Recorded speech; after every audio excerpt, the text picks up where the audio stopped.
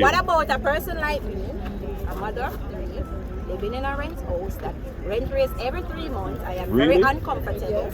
Building an 8-bedroom here for my kids, and before you even come and say something, they even state that we were issued with a warning, which was a lie. That was a lie, and it was written from the person. That is also a lie. No, and they didn't find out how we got the land. It wasn't captured by me. I paid for my land. Okay. I paid 3 times because I couldn't afford it one time. Oh, you made down payments, installments. Right. Okay. I got my receipts.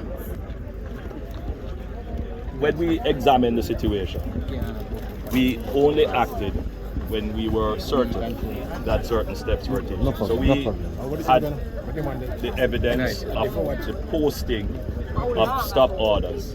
I will. So no, That's a lie.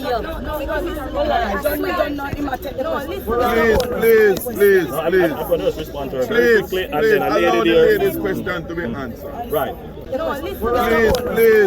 I'm going to just respond to her very quickly, and then a Allow lady the there. lady's question to be answered. Right. So that's one. Then number 2, the land that you claim to purchase, right? The government would want to know which arm of the government